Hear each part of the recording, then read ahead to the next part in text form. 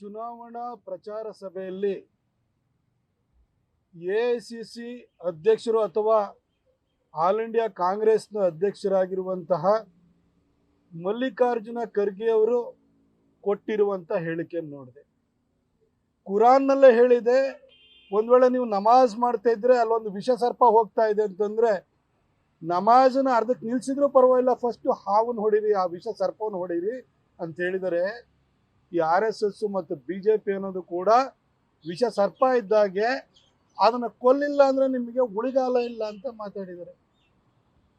ನಾವು ಇದುವರೆಗೂ ಈ ಮರಿ ಖರ್ಗೆಗೆ ಅಂದರೆ ಪ್ರಿಯಾಂಕಾ ಖರ್ಗೆಗೆ ಮಾತ್ರ RSSನ ಹುಚ್ಚು ಹಿಡಿದಿದೆ ಅಂತ ಅಂದ್ಕೊಂಡಿದ್ದು. ಮಗನಿಗೆ ಹಿಡಿದಿರೋ ಹುಚ್ಚು ಇವತ್ತು ಅಪ್ಪಂಗೂ ಅಂಟ್ಕೊಂಡಿದೆ ಅಂತ ಅನ್ನಿಸ್ತಾ ಇದೆ. ಅಲ್ಲ, RSSನ ಬೈಲಿಲ್ಲ ಅಂದರೆ ಇವರಿಗೆ ತಿಂದಿದ ಅನ್ನ ಅರ್ಗಲ್ಲ. ಆದರೆ ಖರ್ಗೆ ಅವರನ್ನು ನಾನು ಕೇಳಿ ಬಯಸ್ತೇನೆ, ಒಂದು ರಾಷ್ಟ್ರೀಯ ಪಕ್ಷದ ಅಧ್ಯಕ್ಷರಾಗಿ ಇಷ್ಟೊಂದು ಪ್ರಚೋದನಕಾರಿಯಾಗಿ ನೀವು ಮಾತನಾಡ್ತಾ ಇದ್ದೀರಲ್ಲ, ಖರ್ಗೆ ಅವರೇ, ನಿಮಗೆ AICC ಅಧ್ಯಕ್ಷ ಸ್ಥಾನದಿಂದ ನಿಮ್ಮನ್ನ ಇಳಿಸುವಂತ ಕಾಲ ಸನ್ನಿಹಿತವಾಗಿರ್ಬೋದು, ಅದನ್ನು ಉಳಿಸ್ಕೊಳ್ಳೋದಕ್ಕೋಸ್ಕರ ನೀವು ಮಾತಾಡಿದಿರಿ ಅಂತಲೇ ಭಾವಿಸ್ತೀನಿ. ಆದರೆ ಒಂದು ರಾಷ್ಟ್ರೀಯ ಪಕ್ಷದ ಅಧ್ಯಕ್ಷರಾಗಿ RSS ಮತ್ತು BJP ಅವರನ್ನ ವಿಷ ಸರ್ಪಕ್ಕೆ ಹೋಲಿಸಿ ಅವ್ರನ್ನ ಕೊಲ್ಲಿ ಅಂತ ಹೇಳಿಬಿಟ್ಟು ದೇಶದಲ್ಲಿರುವಂಥ 20% ಮುಸಲ್ಮಾನರು ನೀವು ಪ್ರಚೋದನೆ ಮಾಡ್ತಿದ್ದೀರಲ್ಲ, ಏನರ್ಥ ಸರ್ ಇದು? ಮೋದಿಯವರು 2014ರಲ್ಲಿ ಈ ದೇಶದ ಪ್ರಧಾನಿ ಆದ ನಂತರ ಒಂದೇ ಒಂದು ಕಮ್ಯುನಲ್ ರೈಟ್ಸ್ ಆಗಿಲ್ಲ. ನೀವೊಂದು ಕಾಂಗ್ರೆಸ್ಸಿನ ಅಧ್ಯಕ್ಷರಾಗಿ RSS ಮತ್ತು BJP ಅವರನ್ನ ವಿಷ ಸರ್ಪಕ್ಕೆ ಹೋಲಿಸಿ ಕೊಲ್ಲಿ ಅಂತಿದ್ದೀರಲ್ಲ, ನೀವು ಇಡೀ ದೇಶಾದ್ಯಂತ ಕೋಮು ದಳ್ಳೂರಿಯನ್ನು ಸೃಷ್ಟಿಸೋದಕ್ಕೋಸ್ಕರ ನೀವು ಪ್ರಯತ್ನವನ್ನು ಮಾಡ್ತಿದ್ದೀರಾ ಸರ್ ನೀವು? ಅಲ್ಲ, ನೀವು RSS ಮತ್ತು BJPಯನ್ನು ನೀವು ವಿಷ ಸರ್ಪಕ್ಕೆ ಹೋಲಿಸೋದಾದ್ರೆ, ಅಥವಾ ಅವ್ರನ್ನ ಇವತ್ತು RSS BJPನ ಬೆಳೆಸಿರೋರು, ಅಧಿಕಾರಕ್ಕೆ ತಂದಿರೋರು ಹಿಂದೂಗಳೇ, ನೀವು ಹಿಂದೂಗಳನ್ನೇ ವಿಷ ಸರ್ಪ ಅಂತ ಹೇಳ್ದಂಗಾಯ್ತು. ನೀವೊಂಥರ ಕಾಂಗ್ರೆಸ್ಸಿನ ಅಧ್ಯಕ್ಷರ ಬದಲಾಗಿ ಮುಸ್ಲಿಂ ಲೀಗಿನ ಅಧ್ಯಕ್ಷರ ಥರ ಮಾತಾಡ್ತಿದ್ದೀರಿ.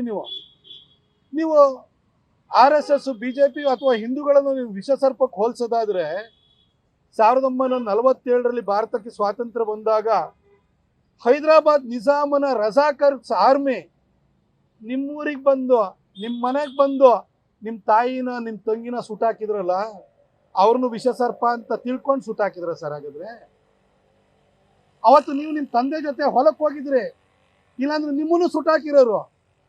ಅರೆ, ಮುಸಲ್ಮಾನರು ನಿಮ್ಮನ್ನು ವಿಷ ಸರ್ಪ ಅಂತ ಭಾವಿಸಿದ್ರು. ಹಾಗಾದ್ರೆ ಏನು ಸರ್ ಮಾತಾಡ್ತಿದ್ದೀರಿ ನೀವು?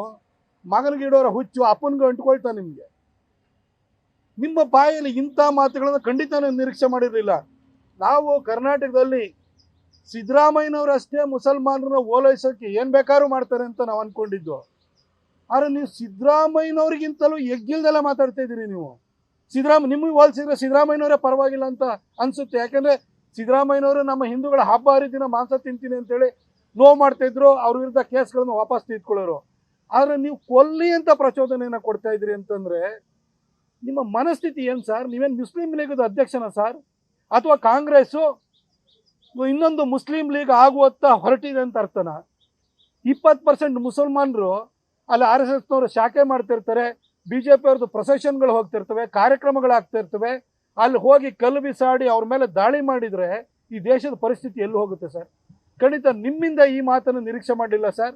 ನಿಮ್ಮ ಮಗ ಮಂತ್ರಿ ಸ್ಥಾನ ಉಳಿಸ್ಕೊಳ್ಬೇಕು, ಮುಖ್ಯಮಂತ್ರಿ ಆಗಬೇಕು ಅನ್ನೋ ಕನಸಿನಿಂದಾಗಿ ಪ್ರತಿನಿತ್ಯ RSSನ್ನ ಟೀಕಿಸುವಂತಹ ಚಾಳೆನ ಅಂಟಿಸ್ಕೊಂಡಿದ್ದಾರೆ. RSSನ ಹುಚ್ಚಿಡಿದಿದೆ.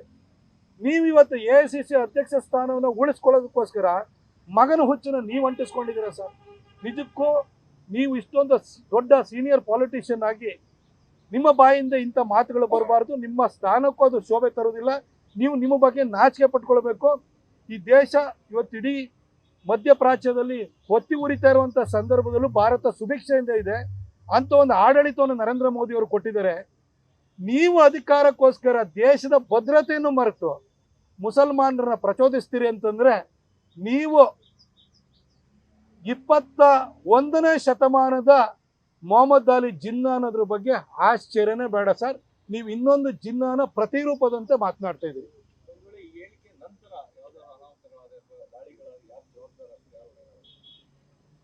ಖರ್ಗೆ ಅವರ ವಿರುದ್ಧ ಕೂಡಲೇ ತಕ್ಷಣಕ್ಕೆ ಕೇಸ್ ದಾಖಲಿಸಿ ಅವ್ರ ಮೇಲೆ ಕಠಿಣವಾದ ಕ್ರಮ ಕೈಗೊಳ್ಳಬೇಕು. ಯಾಕೆಂತಂದ್ರೆ ಬಾಬಾ ಸಾಹೇಬ್ ಅಂಬೇಡ್ಕರ್ ಅವರು ಬರೆದಿರುವಂಥ ಸಂವಿಧಾನದಲ್ಲಿ ಕೊಲ್ಲೋದಕ್ಕೆ, ಹಿಂಸೆಗೆ ಪ್ರಚೋದನೆ ಮಾಡಲಿಕ್ಕೆ ಅವಕಾಶನೇ ಇಲ್ಲ. ಬಾಯಲ್ಲಿ ಪ್ರತಿನಿತ್ಯ ಬಾಬಾ ಸಾಹೇಬ್ ಅಂಬೇಡ್ಕರ್ ಅವರ ಹೆಸರು ಹೇಳ್ತಾ ಮುಸಲ್ಮಾನರನ್ನು ಇವತ್ತು ಪ್ರಚೋದಿಸ್ತಿರುವಂತಹ ಮಲ್ಲಿಕಾರ್ಜುನ ಖರ್ಗೆ ಅವರು ಬಾಬಾ ಸಾಹೇಬರು ಬರೆದಿರುವಂಥ ಸಂವಿಧಾನದ ಆಶಯಕ್ಕೆ ವಿರುದ್ಧವಾಗಿ ನಡ್ಕೊಳ್ತಾ ಇದ್ದಾರೆ. ಹಾಗಾಗಿ ಅವರ ವಿರುದ್ಧ ಕಠಿಣ ಕ್ರಮವನ್ನು ಕೈಗೊಳ್ಳುವ ಕೆಲಸವನ್ನ ಸರ್ಕಾರ ಮಾಡಬೇಕು. ಕರ್ನಾಟಕದಲ್ಲಿ ತಾಲಿಬಾನ್ ಸರ್ಕಾರ ಅಂತ ಆರೋಪಗಳನ್ನ ಮಾಡ್ತಾರೆ, ಅಂತದಕ್ಕೆ ಪ್ರೇರಣೆ ಆಗ್ಬೇಕು.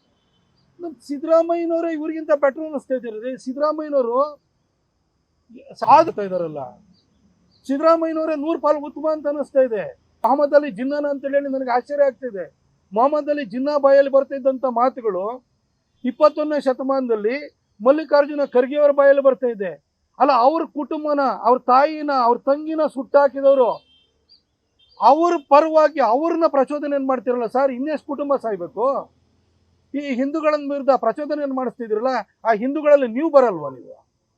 ನಿಮ್ಮ ಕುಟುಂಬನೇ ಸಫರ್ ಆಗಿದೆ. ನೀವೇ 1947 ನೀವೇ ಉಳಿದಿರ್ತಿರ್ಲಿಲ್ಲ. ನಿಮ್ಮ ತಂದೆ ನಿಮ್ಮನ್ನ ಹೊಲಕ್ಕೆ ಕರ್ಕೊಂಡು ಹೋಗಿದ್ರಿಂದ ನೀವು ನಿಮ್ಮ ತಂದೆ ಉಳ್ಕೊಂಡ್ರಿ. ನಿಮ್ಮ ತಾಯಿ ಹೆಂಗೆ ತೀರ್ಕೊಂಡ್ರು, ನಿಮ್ಮ ತಂಗಿ ಹೆಂಗೆ ಸತ್ತೋದ್ರು, ಯಾರು ಸುಟ್ಟಾಕಿದ್ರು ಅದು ಗೊತ್ತಿದ್ರು ಕೂಡ ಆ ರಜಾಕರ್ಸ್ ಮನಸ್ಥಿತಿಯನ್ನು ಹೊಂದಿರುವಂಥ ಮುಸಲ್ಮಾನರಿಗೆ ಪ್ರಚೋದನೆಯನ್ನು ಕೊಡ್ತಾ ಇದ್ದೀರಲ್ಲ ಸರ್. ನಿಮ್ಗೆ ಏನಾಗಿದೆ ಸರ್?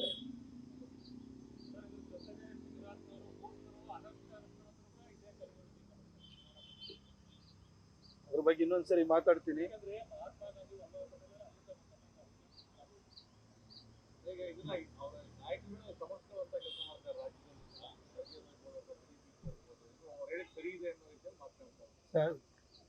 ರಾಮಣ್ಣ, ಯಾರು ಒಳ್ಳೆಯವನ ಹೆಸರು ಹೇಳೋಣ, ಹೋಗ್ಲಿ. ಯಾವ್ದೋ ಹುಚ್ಚುನ ಬಗ್ಗೆ ಎಲ್ಲ ಕೇಳ್ತಿಲ್ಲ ಬಿಟ್ಬಿಡು. ಆದ್ರೆ ಇವತ್ತು ಮಲ್ಲಿಕಾರ್ಜುನ ಖರ್ಗೆ ಅವರು ಮೊಹಮ್ಮದ್ ಅಲಿ ಜಿನ್ನಾ ತರ ಮಾತಾಡಿದ್ರು ಕೂಡ ಕರ್ನಾಟಕ ಕಾಂಗ್ರೆಸ್ ಅವರು, ಕಾಂಗ್ರೆಸ್ ನಾಯಕರು ಅದನ್ನ ಸಮರ್ಥನೆ ಮಾಡ್ಕೊಳ್ತಾ ಇದಾರೆ ಅಂತಂದ್ರೆ ಕಾಂಗ್ರೆಸ್ ಪಕ್ಷ ಇನ್ನೊಂದು ಮುಸ್ಲಿಂ ಲೀಗ್ ಪಾರ್ಟಿಯಾಗಿ ಪರಿವರ್ತನೆ ಆಗಿದೆ ಅನ್ನೋದರ ಸಂಕೇತವಾಗಿದೆ. ನ್ಯೂಸ್ ಫಸ್ಟ್, ನಿರ್ಭೀತಿಯಿಂದ ನಿಮ್ಮ ಪರವಾಗಿ.